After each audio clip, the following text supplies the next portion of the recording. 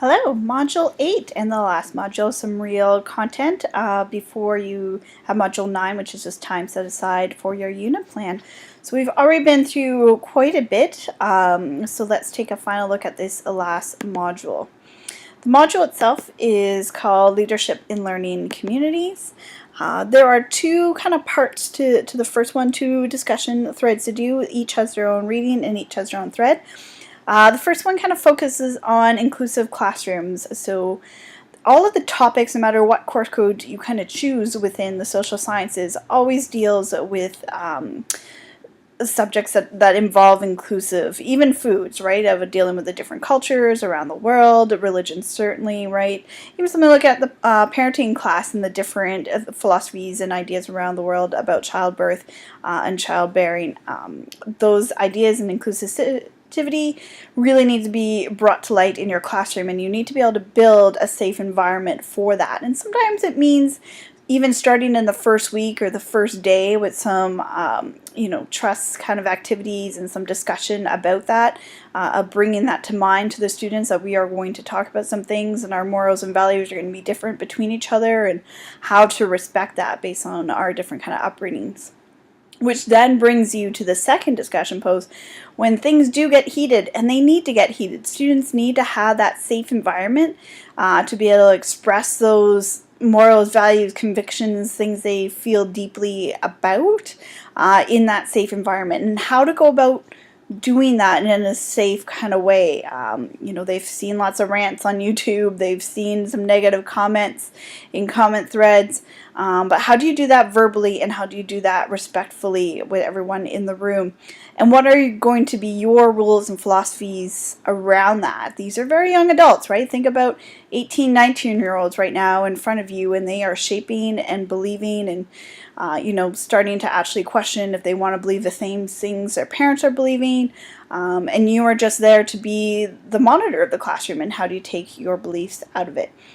So a time to reflect on both of those, look at some of the ideas that are in those discussion post areas, and kind of come up with your own thought or plan of when this is going to happen in your classroom, what are going to be your rules and your expectations.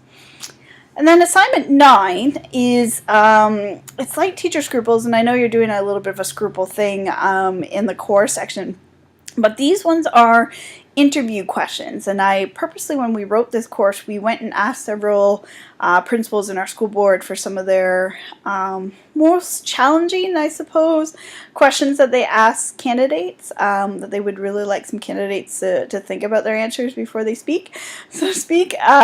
So these are, all of them are examples from our principals in our school board of interview questions. So you could record yourself verbally if you like. I've had some candidates do that. Sometimes they feel they express themselves better.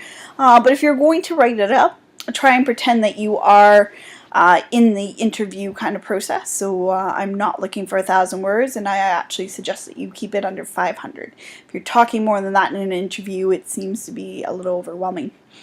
And then I always get asked for some suggestions on like how to frame it, what's the best kind of response. And I fall back to what we teach our students when it comes to response and better answers. There are so many acronyms out there, PEAK or P or SLAM or, oh my goodness, hamburger. I don't know, look up anything for the OSSLT literacy test and better answers, and framing a paragraph. You'll probably come up with a few. Anyways, first part's to state the question again in your own words, kind of rephrase what they're asking. And then the most important thing there is locating an example. And all the principals say people fall short in that. They give you all the theory and what should happen, but they don't provide a legit example from their own practice. And really, you got to give that actual explanation of what's happened in your own classroom. Then add some information, something from the readings. There's some in that section. If you want to quote something, go ahead.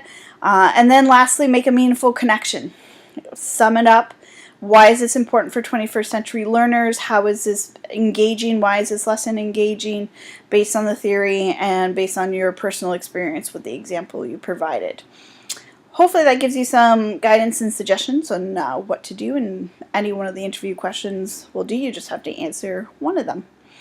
And then you're done, and then you're working on your unit plan. Lots of time to do that, but don't let it, kind of run out on you. Certainly be hunting down resources.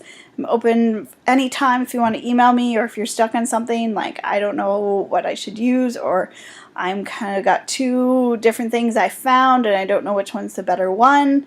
Certainly shoot me off an email. It's meant to be a collaborative kind of project. I'm happy to read anything ahead of time. All right, great. Good luck with Module 8. Thanks.